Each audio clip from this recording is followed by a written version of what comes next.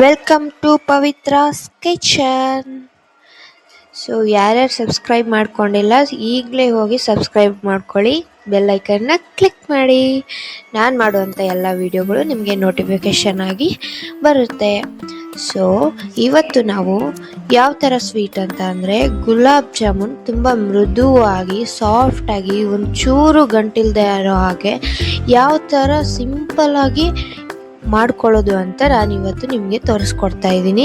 So first time ನೋಡೋರು ಕೂಡ ಈ ವಿಡಿಯೋನ ನೋಡಿಕೊಂಡು ತುಂಬ ಸುಲಭವಾಗಿ ಫಸ್ಟ್ ಟ್ರೈಯಲ್ಲೇ ನೀವು ಮಾಡ್ಕೊಬೋದು.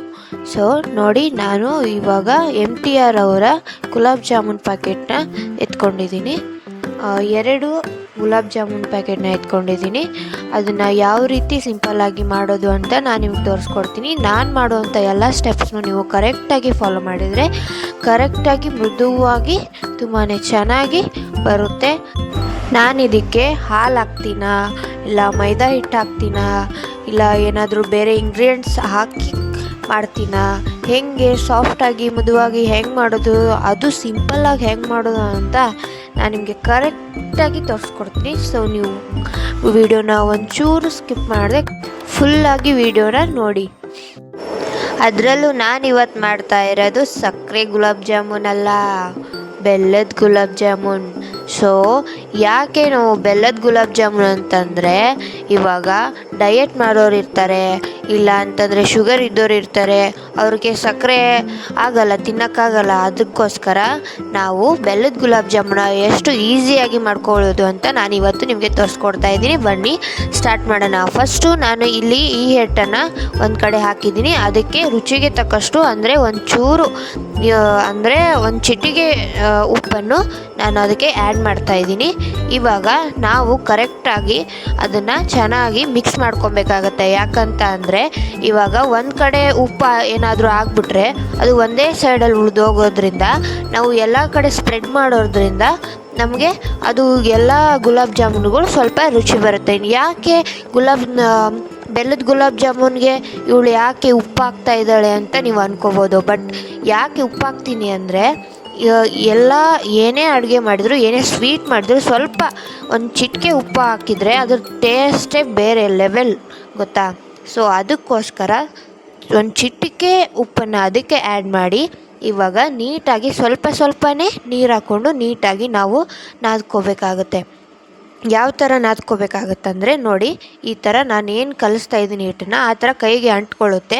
ಫಸ್ಟ್ ಟೈಮ್ ಸ್ಟಾರ್ಟಿಂಗಲ್ಲಿ ಅಂಟ್ಕೊಂಡ್ರು, ಆಮೇಲೆ ನೀವು ಯಾವ ಥರ ಮೃದುವಾಗಿ ನಾದ್ತೀರಾ ಆ ಥರ ಅದ್ರ ಮೇಲೆ ಡಿಪೆಂಡ್ ಆಗಿರುತ್ತೆ. ನೀವು ಎಷ್ಟು ಚೆನ್ನಾಗಿ ಅದನ್ನು ಮಿಕ್ಸ್ ಮಾಡ್ತೀರಾ, ಎಷ್ಟು ಚೆನ್ನಾಗಿ ಕಲಿಸ್ತೀರಾ ಅದ್ರ ಮೇಲೆ ನೀವು ಅದು ಅಂಟ್ಕೊಳ್ಳಲ್ಲ. ಅಂದರೆ ನೋಡಿ, ನಾನು ಮೊದಲು ಸ್ಟಾರ್ಟಿಂಗಲ್ಲಿ ಯಾವ ಥರ ಇತ್ತು, ಇವಾಗ ಆ ಥರ ಇಲ್ಲ.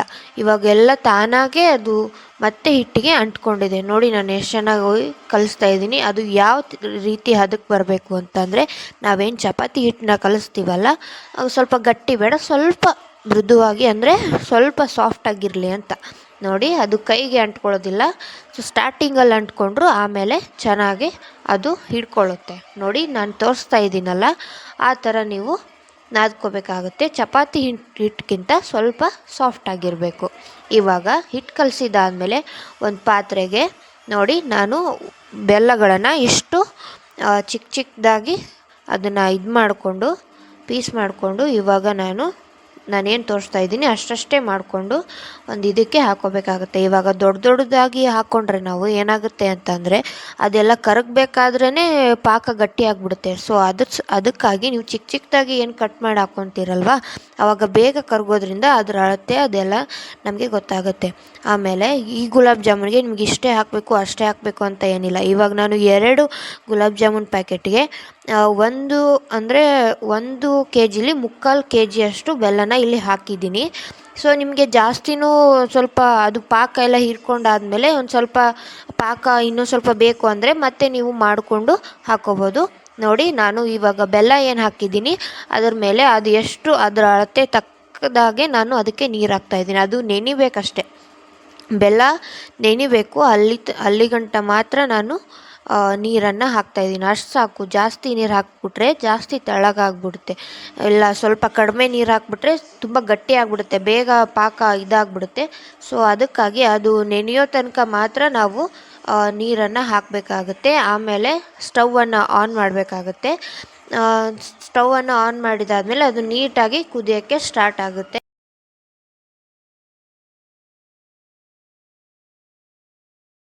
ನಮಗೆ ಪಾಕ ಗಟ್ಟಿಯಾಗಲ್ಲ ಬೇಗ ಅಂತ ಏನಿಲ್ಲ. ನೀವು ತುಂಬ ಈಸಿಯಾಗಿ ಸಿಂಪಲ್ಲಾಗೇ ಮಾಡ್ಕೋಬೋದು ಪಾಕನ. ಬೆಲ್ಲ ಸ್ವಲ್ಪ ನೀರು ಹಾಕ್ಬಿಟ್ರೆ ಸಾಕು, ತಾನಾಗೆ ಎಲ್ಲ ಕರಗಿ ಇದು ಪಾಕ ಸ್ವಲ್ಪ ತೆಳ್ಳಗೂ ಬರಲ್ಲ, ಜಾಸ್ತಿ ಗಟ್ಟಿನೂ ಬರಲ್ಲ, ನೀಟಾಗಿ ಬರುತ್ತೆ. ನೋಡಿ ಯಾವ ಥರ ಅದ್ಮೇಲೆ ಬರ್ತಾಯಿದೆ. ಇದಕ್ಕೆ ನಾವು ಸ್ವಲ್ಪ ಒಂದು ಎರಡು ಏಲಕ್ಕಿನ ಕುಟ್ಟಿ ಹಾಕ್ಕೋಬೇಕಾಗತ್ತೆ. ಯಾಕಂದರೆ ಸ್ಮೆಲ್ಲು ಆಮೇಲೆ ಟೇಸ್ಟು ಚೆನ್ನಾಗಿರುತ್ತೆ. ಸೊ ಅದಕ್ಕಾಗಿ ನೀವು 2 ಅಥವಾ 2 3 ಏಲಕ್ಕಿನ ಚೆನ್ನಾಗಿ ಕುಟ್ಕೊಂಡು ಅದಕ್ಕೆ ಹಾಕ್ಕೋಬೇಕಾಗತ್ತೆ. ಈ ಬೆಲ್ಲ ಮತ್ತು ನೀರು ಮತ್ತು ಏಲಕ್ಕಿನ ಹಾಕಿದ ಮೇಲೆ ಸ್ವಲ್ಪ ಅದನ್ನು ಮಿಕ್ಸ್ ಮಾಡ್ಕೋಬೇಕಾಗತ್ತೆ. ಏಕೆಂದರೆ ತಳ ಹಿಡ್ಕೊಂಬಿಟ್ರೆ ಕಷ್ಟ. ತಳ ಹಿಡ್ಕೋಬಾರ್ದು ಅಂತ ಅಂದರೆ ಸ್ಟಾರ್ಟಿಂಗಲ್ಲೇ ಸ್ವಲ್ಪ ಅದನ್ನು ಮಿಕ್ಸ್ ಮಾಡ್ಕೊಬೇಕಾಗತ್ತೆ. ಸೊ ನೀಟಾಗಿ ನೀವು ಮಿಕ್ಸ್ ಮಾಡ್ಕೊಬೇಕಾಗುತ್ತೆ. ನೋಡಿ ನಾನೇನು ಮಿಕ್ಸ್ ಮಾಡ್ತಾಯಿದ್ದೀನಿ ಅದೇ ಥರ 2 ನಿಮಿಷಕ್ಕೊಂದ್ಸಲಿ, ಒಂದು 5 ನಿಮಿಷಕ್ಕೊಂದ್ಸಲಿ, 10 ನಿಮಿಷಕ್ಕೊಂದ್ಸಲಿ ಆ ಥರ ಮಾಡ್ಕೊತಾ ಇದ್ದರೆ ತಳ ಗಟ್ಟಿ ಆಗಲ್ಲ, ಆಮೇಲೆ ಹಿಡ್ಕೊಳ್ಳಲ್ಲ. ನೋಡಿ ಯಾವ ಥರ ಪಾಕ ಮೇಲೆ ಕುದೀತಾ ಇದೆ. ಕುದಿಬೇಕು ಅಂದರೆ ತೀರಾ ತೆಳ್ಳಗೂ ಇರಬಾರ್ದು, ತೀರಾ ಗಟ್ಟಿನೂ ಇರಬಾರ್ದು. ನಮಗೆ ಎಷ್ಟು ಬೇಕೋ ಅಷ್ಟು ಪಾಕನ ನಾವು ಮಾಡ್ಕೊಬೇಕಾಗುತ್ತೆ. ನಾನು ನೋಡಿ ಈ ಥರ ಒಂದು ಕುದಿ ಬಂದಮೇಲೆ ನಾನು ನೋಡ್ತಾ ಇದ್ದೀನಿ ಅದನ್ನು ಕೈಯಲ್ಲಿ ಹಿಡಿದು ಯಾವ ಥರ ಇದಾಗಿದೆ ಅಂತ. ಅದು ಸ್ವಲ್ಪ ತೆಳ್ಳಗೆ ಅಂತ ಅನಿಸ್ತು. ಮತ್ತು ನಾನು ತಿರುಗಿಸ್ತಾ ಇದ್ದೀನಿ. ಚೆನ್ನಾಗಿ ತಿರುಗಿಸಿದ್ರೆ ಚೆನ್ನಾಗಿ ಪಾಕ ಚೆನ್ನಾಗಿ ಬರುತ್ತೆ. ಸೊ ಅದಕ್ಕಾಗಿ ನೋಡಿ ನೀವು ಚೆನ್ನಾಗಿ ತಿರುಗಿಸ್ಬೇಕಾಗತ್ತೆ. ಆಮೇಲೆ ಚೆನ್ನಾಗಿ ತಳ ಗಟ್ಟಿ ಆಗದೆ, ತಳ ಹಿಡ್ಕೊಳ್ದೆ ನೀವು ಒಂದು 5 ನಿಮಿಷಕ್ಕೊಂದ್ಸರಿ ನೀವು ಅದನ್ನು ತಿರ್ಗಿಸ್ಕೋಬೇಕಾಗತ್ತೆ. ನೋಡಿ ನಾನು ಹೆಂಗೆ ತಿರ್ಗಿಸ್ತಾ ಇದ್ದೀನಿ ಹಾಗೆ ನಿಮಗೆ ಗೊತ್ತಾಗುತ್ತೆ. ಸ್ಮೆಲ್ಲೆಲ್ಲ ಚೆನ್ನಾಗಿ ಬರ್ತಿರುತ್ತೆ, ಆಮೇಲೆ ಗಮ್ ಅಂತ ಇರುತ್ತೆ. ಆಮೇಲೆ ಅದನ್ನು ಪಾಕ ನೋಡಿದ ತಕ್ಷಣ ಗೊತ್ತಾಗುತ್ತೆ. ಇವಾಗ ಒಂದೆಳೆ ಪಾಕ, ಎರಡೆಳೆ ಪಾಕ ಅಂತ ಹೇಳಿ ಅಂತಾರಲ್ಲ, ಆ ಥರ ಒಂದೆಳೆ ಎರಡೆಳೆ ಏನು ಬರೋದು ಬೇಡ. ಇವಾಗೇನು ನಾವು ಬೆಲ್ಲ ಮತ್ತು ನೀರು ಹಾಕಿದ್ದೀವಿ, ಅಷ್ಟು ಸ್ವಲ್ಪ ತಿಳಿಯಾಗಿರುತ್ತೆ. ಅಷ್ಟು ತಿಳಿ ಬೇಡ ನಮಗೆ, ಸ್ವಲ್ಪ ತಿಳಿಯಾಗಿದ್ದರೆ ಸಾಕು. ನೋಡಿ ನಾನು ಏನು ತೋರಿಸ್ತಾ ಇದ್ದೀನಿ ನೋಡಿ, ಅಷ್ಟು ತೆಳ್ಳಗಿದೆ. ಇನ್ನೊಂದು ಸ್ವಲ್ಪ ಅದು ಸ್ವಲ್ಪ ಗಟ್ಟಿ ಆಗಿಬಿಟ್ರೆ ಸಾಕು. ಯಾಕಂದರೆ ಇವಾಗ ಬಿಸಿ ಇರಬೇಕಾದ್ರೆ ತೆಳ್ಳಗಿರುತ್ತೆ, ಆಮೇಲೆ ಅದು ತಣ್ಣಗಾದ್ಮೇಲೆ ಸ್ವಲ್ಪ ಗಟ್ಟಿ ಆಗೋಕ್ಕೆ ಸ್ಟಾರ್ಟ್ ಆಗುತ್ತೆ. ಅಂತ ಅಂದರೆ ಪೂರ ಗಟ್ಟಿ ಅಲ್ಲ, ಸ್ವಲ್ಪ ತಿಕ್ಕ ಆಗುತ್ತೆ ಅಷ್ಟೇ. ಇವಾಗ ನೋಡಿ ಬೆಲ್ಲದ ಪಾಕು ಈ ಥರ ಆಗಿದೆ. ಇದನ್ನು ನಾವು ಚೆನ್ನಾಗಿ ಸೋಸ್ಕೋಬೇಕಾಗುತ್ತೆ. ಯಾಕಂದರೆ ಬೆಲ್ಲದಲ್ಲಿ ಕಸ ಕಡ್ಡಿ ಏನೋ ಇರುತ್ತೆ, ಅದಕ್ಕೆ ನಾವು ಅದನ್ನು ಸೋಸ್ಕೊಂಬಿಟ್ರೆ ಅದರಲ್ಲಿ ಏನು ಕಸ ಕಡ್ಡಿ ಏನಿರಲ್ಲ. ನಾನು ನೋಡಿ ನೀಟಾಗಿ ಅದನ್ನು ಸೋಸ್ಕೊಂಡಿದ್ದೀನಿ. ನೋಡಿ ಗಲೀಜು ಎಷ್ಟು ಬಂದಿದೆ ಬೆಲ್ಲದಲ್ಲಿ ಅಂತ. ನೀವು ಎಷ್ಟೇ ಪ್ಯೂರ್ ಬೆಲ್ಲ ತೊಗೊಳ್ಳಿ, ಅದರಲ್ಲಿ ಸ್ವಲ್ಪನಾದರೂ ಗಲೀಜಿದ್ದೇ ಇರುತ್ತೆ. ಸೊ ನೀವು ಸೋಸ್ಕೊಳ್ಳಿ. ನೋಡಿ ನಾನು ಒಂದು ಏನು ಆಗಲೇ ಹಿಟ್ಟು ಕಲಸಿಟ್ಟಿದ್ದೆ, ಅದಕ್ಕೆ ಕೈಗೆ ಸ್ವಲ್ಪ ಎಣ್ಣೆ ಹಾಕ್ಕೊಂಡು ಅದನ್ನು ಇಷ್ಟಿಷ್ಟೇ ಪೀಸಾಗಿ ತೊಗೊಂಡು ಅದನ್ನು ನೀಟಾಗಿ ಉಂಡೆ ಮಾಡ್ತಾಯಿದ್ದೀನಿ. ನೋಡಿ ಆ ಥರ ನೀಟಾಗಿ ನೀವು ರೌಂಡಾಗಿ ಒಂಚೂರು ಇಲ್ಲದೇ ಇರೋ ಥರ, ಒಂಚೂರು ಗೆರೆ ಬೀಳದೇ ಇರೋ ಥರ ನೀವು ಉಂಡೆನ ಮಾಡ್ಕೋಬೇಕಾಗುತ್ತೆ. ನೋಡಿ ನಾನು ಎಷ್ಟು ಚೆನ್ನಾಗಿ ಅದನ್ನು ನೀಟಾಗಿ ಮಾಡ್ಕೊಂಡಿದ್ದೀನಿ ಅಂತ. ಸ್ವಲ್ಪ ಕೈಗೆ ಎಣ್ಣೆ ಹಚ್ಕೊಂಡ್ಬಿಟ್ಟು ಚೆನ್ನಾಗಿ ಮಾಡಿದ್ರೆ ಅದು ಚೆನ್ನಾಗುತ್ತೆ. ನೀವೇನಾದರೂ ಸ್ವಲ್ಪ ಗಟ್ಟಿ ಮಾಡಿಬಿಟ್ರೆ ಅದು ಎಲ್ಲ ಒಡೆಯೋಕ್ಕೆ ಸ್ಟಾರ್ಟ್ ಆಗಿಬಿಡುತ್ತೆ ನಾವು ಫ್ರೈ ಮಾಡಬೇಕಾದ್ರೆ. ಸೊ ಹಾಗಾಗಿ ನಾವು ನೀಟಾಗಿ ಸ್ವಲ್ಪ ನೆನೆಗೆ ಬಿಟ್ಟಿರ್ತೀವಲ್ಲ, ಸಾಫ್ಟ್ ಆಗಿರುತ್ತೆ. ಅದಾದಮೇಲೆ ನಾವು ನೀಟಾಗಿ ಅದನ್ನು ಇದು ಮಾಡಬೇಕಾಗತ್ತೆ, ಉಂಡೆಗಳನ್ನ ಮಾಡ್ಕೋಬೇಕಾಗತ್ತೆ. ಇವಾಗ ನೋಡಿ ನಾನು ಸ್ಟವ್ ಹಾಕ್ತಾಯಿದ್ದೀನಿ. ಇವಾಗ ಅದೇನು ಹಿಟ್ಟಿಂದ ನಾವೇನು ಉಂಡೆಗಳನ್ನ ಮಾಡ್ಕೊಂಡಿದ್ದೀವಲ್ಲ, ಅದನ್ನು ಇವಾಗ ನಾವು ಕರಿಬೇಕಾಗುತ್ತೆ ನೀಟಾಗಿ. ಯಾವ ಥರ ಅಂದರೆ ಗೋಲ್ಡನ್ ಬ್ರೌನ್ ಬರೋ ಥರ ನಾವು ಕರಿಬೇಕಾಗುತ್ತೆ. ನೋಡಿ ನಾನು ಫಸ್ಟು ಇದಕ್ಕೆ ಎಣ್ಣೆನ ಹಾಕ್ತಾಯಿದ್ದೀನಿ.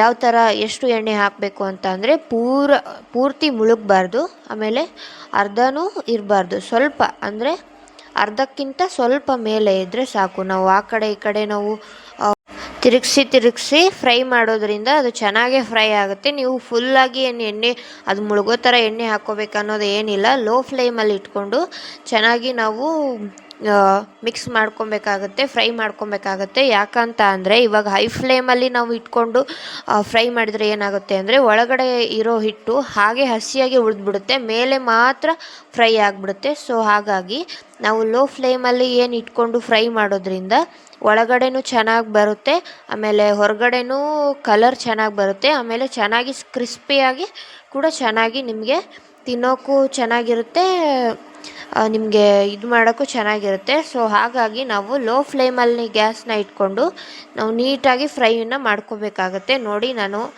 ಯಾವ ಥರ ತಿರುಗಿಸಿ ಅದನ್ನು ಫ್ರೈ ಮಾಡ್ತಾಯಿದ್ದೀನಿ ಅಂತ ಹೇಳಿ.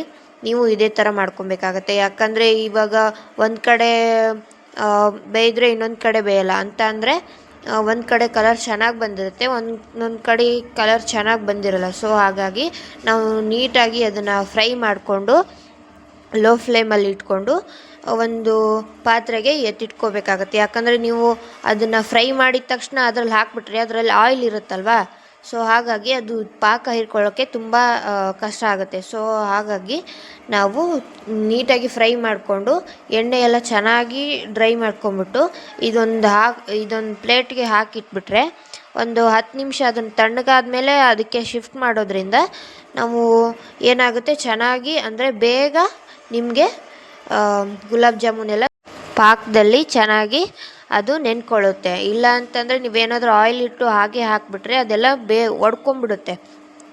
ಒಡ್ಕೊಂಡಾದ್ಮೇಲೆ ಅದು ಶೇಪ್ ಚೆನ್ನಾಗಿ ಬರೋಲ್ಲ, ಆಮೇಲೆ ಟೇಸ್ಟು ಚೆನ್ನಾಗಿ ಬರೋಲ್ಲ. ಯಾಕಂದರೆ ಅದರಲ್ಲಿ ಆಯಿಲ್ ಇರೋದ್ರಿಂದ ಅದು ಪಾಕನೂ ಹೀರ್ಕೊಳ್ಳೋಕ್ಕೆ ಆಗಲ್ಲ. ಸೊ ಹಾಗಾಗಿ ನೀವು ಅದೇನು ಆಯಿಲ್ನ ತೆಗೆದ್ಬಿಟ್ಟು ನೀಟಾಗಿ ಅದಕ್ಕೆ ಹಾಕಬೇಕಾಗುತ್ತೆ. ನೋಡಿ ನಾನು ಗುಲಾಬ್ ಜಾಮೂನ್ ರಾತ್ರಿ ಏನು ಹಾಕಿದ್ದೆ ಇವಾಗ ಎಷ್ಟು ಚೆನ್ನಾಗಿ ಬಂದಿದೆ ಅಂತ ಹೇಳಿ.